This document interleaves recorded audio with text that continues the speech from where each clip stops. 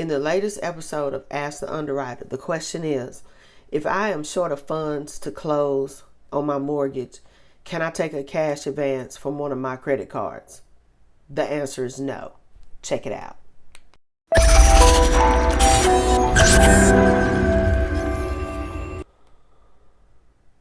Hi, I'm Rhonda Burgess. I'm a real estate broker and mortgage underwriter here in the Nashville, Tennessee area, and my firm is Southern Living Realty Partners. All right, let me tell you, when I do these Ask the Underwriter questions, these are real life questions that folks have asked, and real life scenarios that I've seen.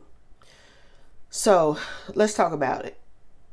You know, when you first apply for a mortgage, you talk to the originator, your loan originator. That's the person that's taking your application. It's putting all your information in the computer and everything. They are running an initial desktop underwriting scenario to see if you qualify, first of all. It's not until you got to qualify, you got to have the credit score and everything.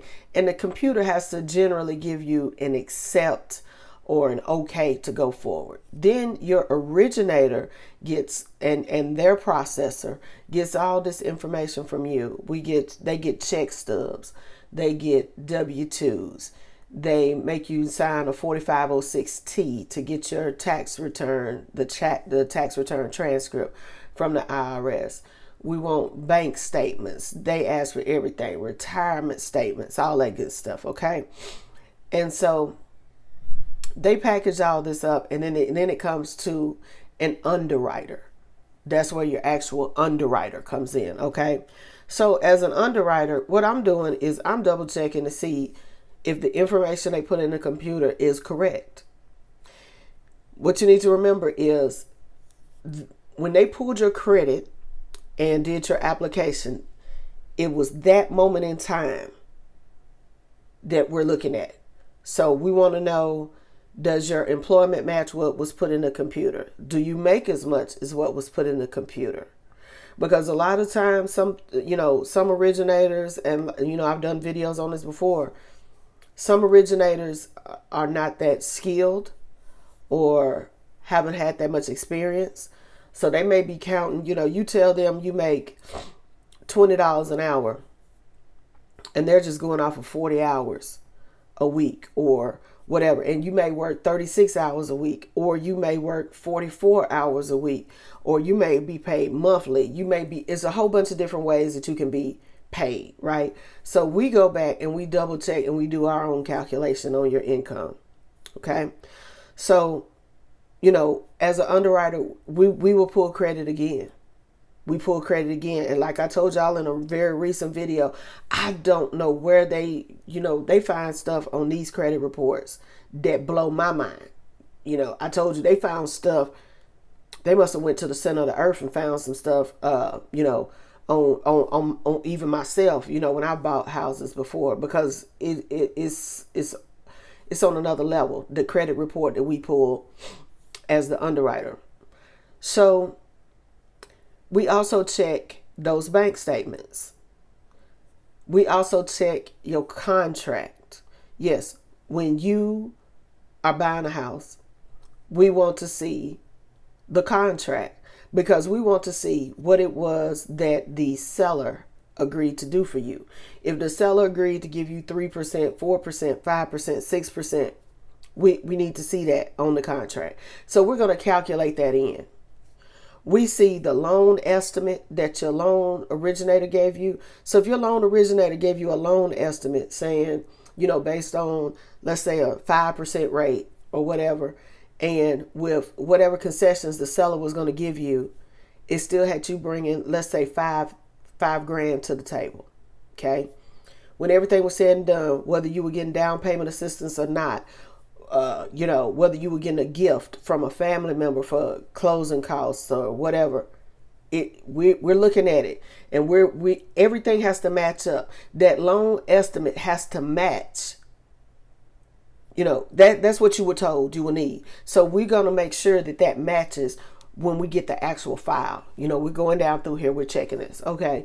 So If the loan estimate says that you're going to need $5,000 in closing costs, because after the seller contribution and everything, it's $5,000. Okay, we look, yeah, seller's going to give you so much. Yep, they're going to need about $5,000. So then we're going to go to the bank statement, and we're going to look. We're going to look at all your asset statements, your bank statements, your 401k, wherever you have some assets. Okay, we're going to look. So if at that point in time, when the seller agreed to your contract, your loan officer pulled your credit, your loan officer ran you through the desktop underwriter, your loan officer issued you the loan estimate, and at that time, you had, let's say, $8,000 in the bank. Okay, cool. Then, cool. That person should have the $5,000 when it's time for closing, because I see you've got $8,000 liquid in your bank account, and this is different. When it's liquid in your bank account, I know you're not going to your 401k pulling it out.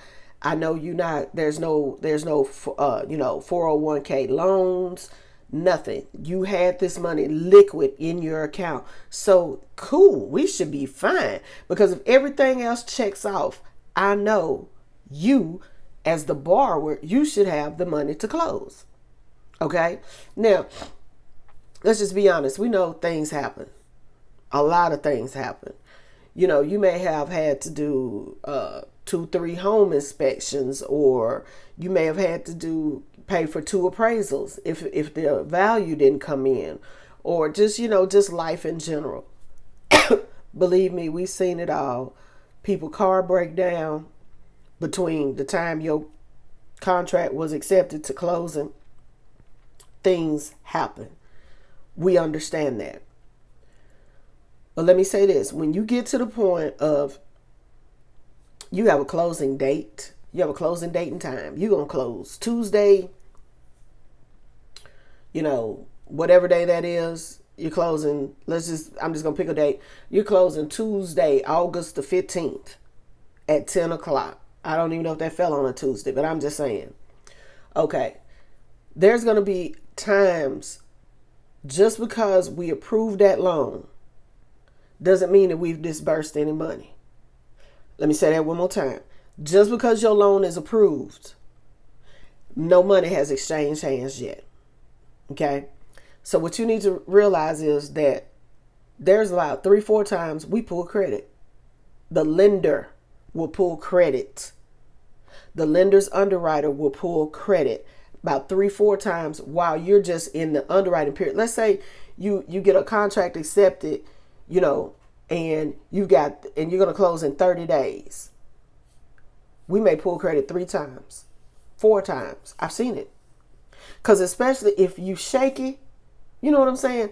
If you shake it like you don't have a lot of reserves, or your credit score is right there, on the line and everything, you liable to get your credit pulled again. You liable to get your credit pulled several more times before you even close. Okay? So just know that you are not out of the woods just because you get an approval. And when we're getting down to closing, you know what day it is, and you look in your bank account, and like I said, you're supposed to bring $5,000 to closing, and you ain't got nothing but $1,000. Whatever you do not do a cash advance on any credit card in your name. Let's say you're an authorized user on somebody else's card. Don't let them pull that money out from that card that you're an authorized user on, because you're finna blow your DTI. And don't think that we won't know, because listen, we pull credit the day before closing. I've seen credit pulled the day of closing. I know some lenders that pull credit an hour before your scheduled closing time. They may have already sent the documents to your title company. Your title company may have, done your settlement statement. The settlement statement been sent to everybody involved, all the realtors, all the title companies, the sellers, title company, this one, that one. Everybody got a copy of it, and they still will pull that loan while you sitting at the table. You can get, I've seen people get to the table ready to sign all their papers, and the mortgage company call and say, no, this ain't happening. This ain't happening. Cancel that closing. They don't care if you sit at the table or not. Remember, again, it's all about mitigating risk. So if we go in and we pull credit the day of closing and we see that you done got a cash advance on one of them credit cards or two of them credit cards, you done got a cash advance some type of way. You done got a cash advance. You done got some other type of loan. Something is reporting on that credit report. It's going to kill your deal. It's not going to fly. It's not going to fly. It's not going to fly. Like I said, on those accounts where you're an authorized user and we see some big purchase or something that went on, and it's not necessarily against you, but you're an authorized user on that account. That's good. That could mess up your whole deal. That could blow it. So whatever you do, do not do a cash advance or take out any loans for your closing costs. If you got to borrow money, go borrow money from mom and them, your boss, your cousin, your somebody, so that loan, that money is in their name and it don't show up on you. It don't show up on you. Because otherwise you're going to have a problem. Because I have seen it. And we do it all the time. And it depends on the lender. Some lenders are just more cautious or more risk adverse than others. And they will pull it the last freaking minute. Some will pull it a day or two ahead of time. And if you look, excuse me, generally the same, they'll let it fly. They'll be like, oh, okay, we good. You know, it's just, we will pull credit and we will call your job. I can't tell you how many times we've seen where people, okay, you were working for Walmart or you were working for whoever, you know, when you got into this contract. And then for whatever reason, you quit your job or you changed jobs. And nobody said anything.